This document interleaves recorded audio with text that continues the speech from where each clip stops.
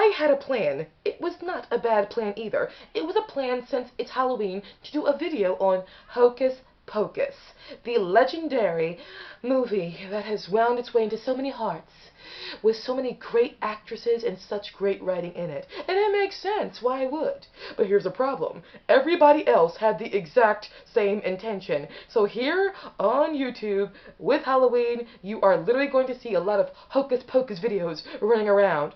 And thus my idea was dashed against the rocks. But I said, Nephia, what should I do instead? What is another good idea since it's Halloween? What should I do a video about? Something I've been planning to do a video about for a long time. Bum, bum, bum, bum, bum, bum, bum, bum, bum, bum, bum, bum, bum, bum, bum, bum, bum. Gargoyles, the animated series. Oh my god, guys. Even if you say this is not Halloweenish, actually, there are episodes that take place in Halloween, so hey, it works. And it's Gargoyles. So technically speaking, when is there not a good time for the Gargoyles? Alright, for those guys who have not seen Gargoyles, oh, and also, who have not seen my channel before, forgive me, I'm starting ahead, but I should go back. Hello, I'm the Philadelphia Whovian, and those who have not seen my channel before, I admit I am one of those sad YouTubers who sits in front of the camera and just talks. But I appreciate if you make it through the entire video. Just eat something while you're listening to me. Help the time go by. Okay, so, Gargoyles. I believe it was a show created by Greg Wiseman. Correct me if I'm wrong in the comment section. If it was, my god, this man is a freaking genius. Okay, so what is the premise of Gargoyles? It takes place initially in medieval Scotland, where there are gargoyles, stone gargoyles, of course, on castle ramparts in Scotland, as there often were in that time period. Gargoyles, castles, it just all worked together.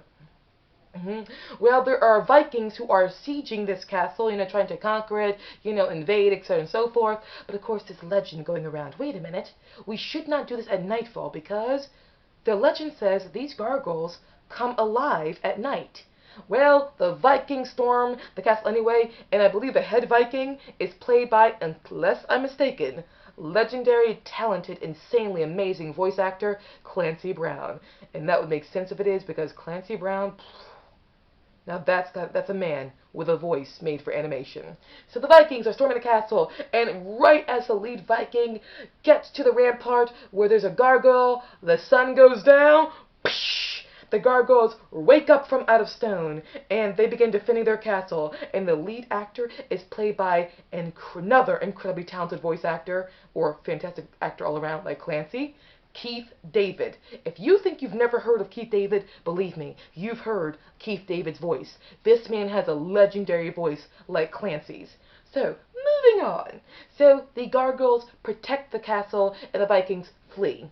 But here's the thing, the gargoyles are not well respected in their own domain, because they're monstrous looking. They are, the people in, Scotland, or the Scotsmen who live in this particular castle and village, they are afraid of the gargoyles, except for one person, the captain, who is constantly trying to get people, especially the princess, to respect the gargoyles. But it's not easy for him, and he gets so angry at how the gargoyles are treated that ultimately there's a betrayal that happens. I'm not going to say who, but a betrayal happens where it leads to the gargoyles accidentally being destroyed, except for some gargoyles. You see, the Vikings did invade during the daytime, and they won before sun went down, and they destroyed all the gargoyles who were there. But there were a few gargoyles who were not present at the time. There was one gargoyle named Goliath, played by actor Keith David. He's the only gargoyle who has a name. All the gargoyles have this belief of not giving each other names. They just call each other friend.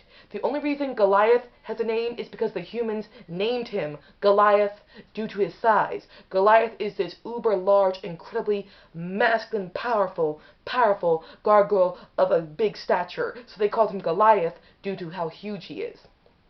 So, Goliath, the older gargoyle, who will eventually be given a name, but also 3 other gargoyles, or 4 other gargoyles actually, because they were not at the castle at the time. They went down to the rookery where you had the eggs of the gargoyles, because gargoyles, the way they give birth or they reproduce is through eggs.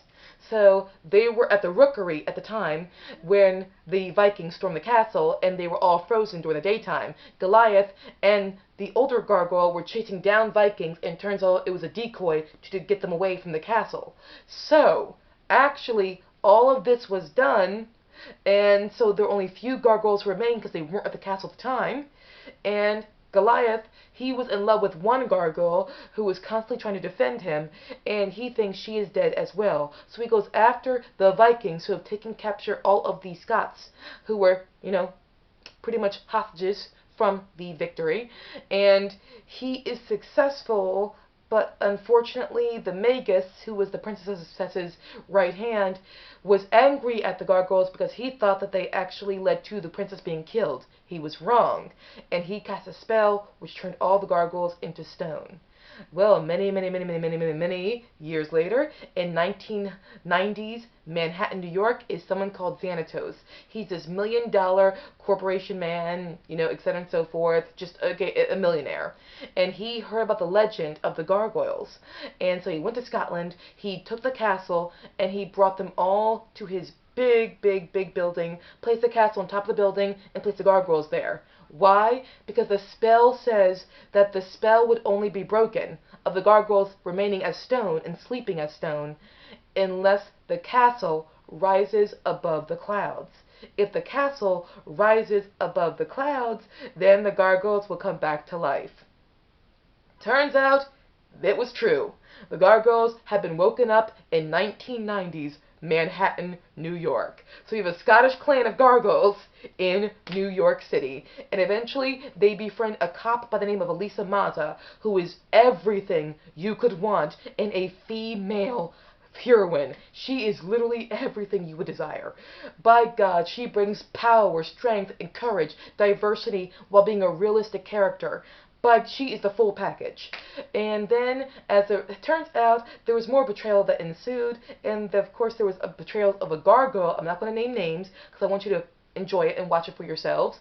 But, overall, this is an insanely well-written show. Why is it good, though? Because from the very beginning, going from Scotland to America, this shows that this is a show with national appeal and international appeal. It's going to try to appeal to more than one culture, which it does. The first season has them fight in Scotland, eventually go to New York City, and then they spend the most of their time in New York City until season 2. This is the season to end all seasons of animation. This is like 50 episodes are in this season alone, or like 45 to 50 something.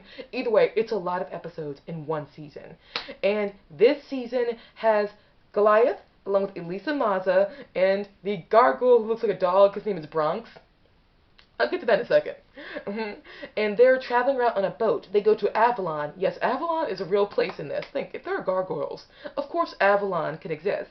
And it turns out Goliath finds his daughter there, who he thought had been dead for all these many years. Yes, so yeah, pretty much.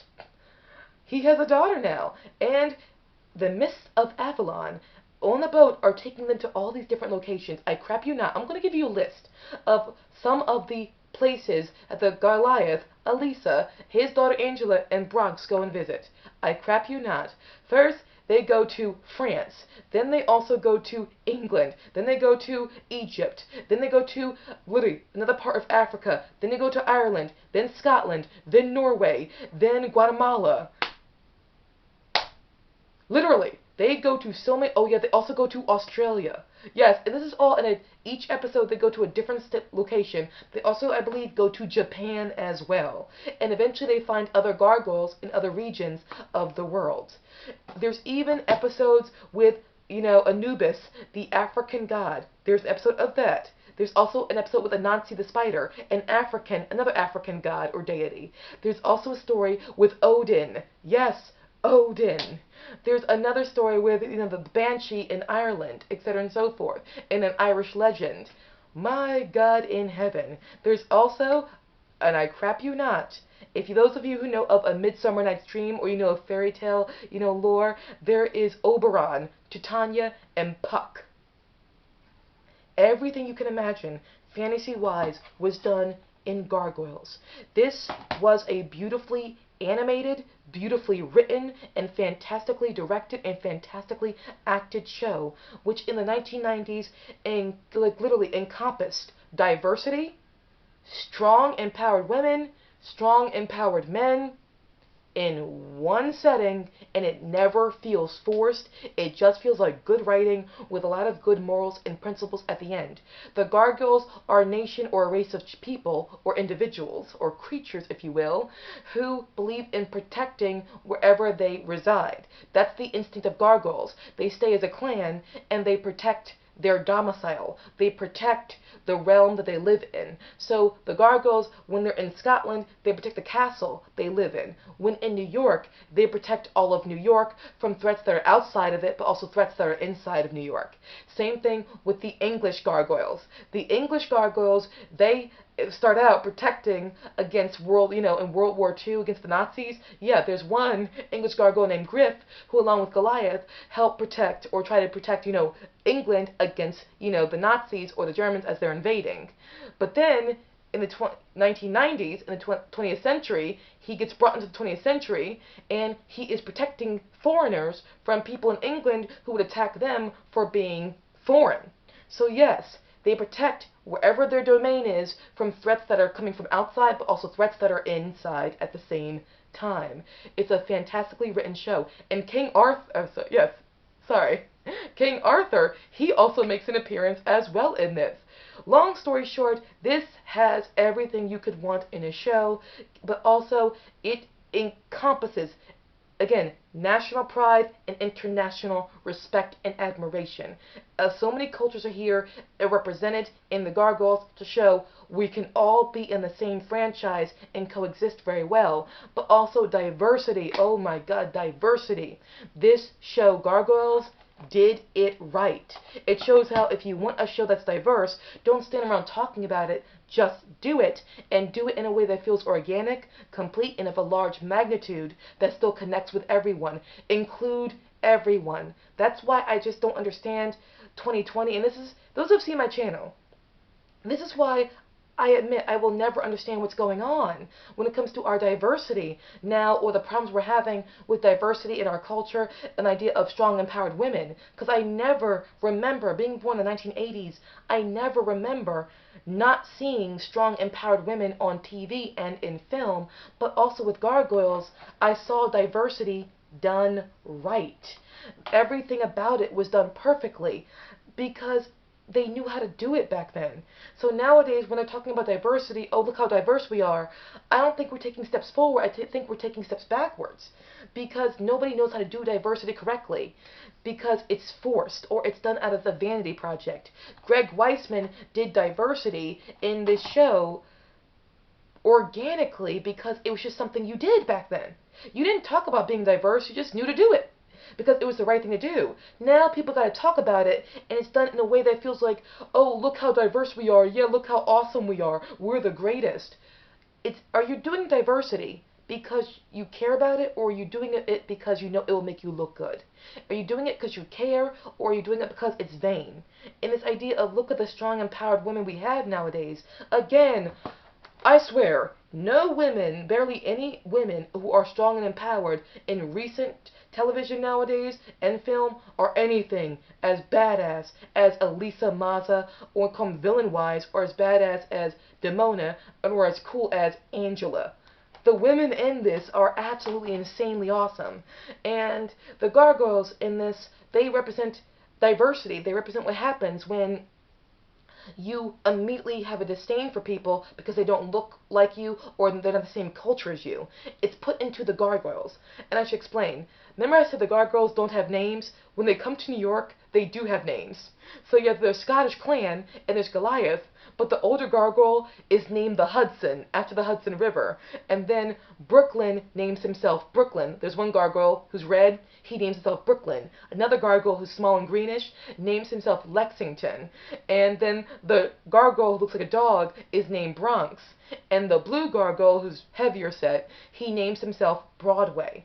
This is showing that these are a clan who are very proud of where they come from, but they're not afraid to embrace what's around them and accept it. That's beautiful. The idea of having your roots, but don't be afraid to have branches in other cultures at the same time. Embrace everyone. And that's why I come down on TV shows who, or like, parts of entertainment or media who are so afraid or agoraphobic of fear of outsiders, they don't embrace outsiders. Because I remember when there was a show when I was growing up that nailed diversity and nailed international inclusion and embracing cultures that were not your own and bringing it into one franchise. Because, and that's, to me, when you are doing especially a children's program or something that's aimed at children, you should always include cultures, as many cultures as you can, or as much diversity, but do it in a way that's organic and it feels like it's not condescending, and do it right. And if you do not know how to do it right, again, watch Gargoyles. That's how you do it. You take a species, a race, a whole different fantastic race of creatures that represent this diversity, you bring them into the show, and you show, embracing other cultures through them. Because with Gargoyles, they are species that are completely different than us. It's used like sci-fi fantasy is good at being used to represent diversity by putting it into other cultures and making it unified. That's why I don't understand why the diversity today does not get it right or acts like it's being progressive. I remember a time where diversity was something you just did. Strong, empowered women was something you just did. And they did it while making great characters at the same time that could appeal to everyone. If you have not watched Gargoyles, even as an adult, trust me, watch it. You'll understand how insanely awesome this show is and how it was progressive for its time and it's still progressive today. In fact, it's more progressive even today than what we call than what's happening nowadays, because it did it right. If you claim to say room for all or space for all, you have to include all. You have to not be anti-anybody. You can't be anti-Britain. You can't be anti-American. You can't be anti-African, anti-Asian. You can't be anti-Australian. You have to include everybody. And that is a show. So guys, this is my Happy Halloween. It's about Gargoyles, the show. If you have seen it, good for you. I hope you like it. If you've not seen it, guys, I recommend just watching at least a few episodes. You'll get something out of it. It was really amazing for its time. It's still amazing today. So guys, thank you so much for watching. You were awesome. I'll see you again very soon. Guys, I promise I will. Bye, guys.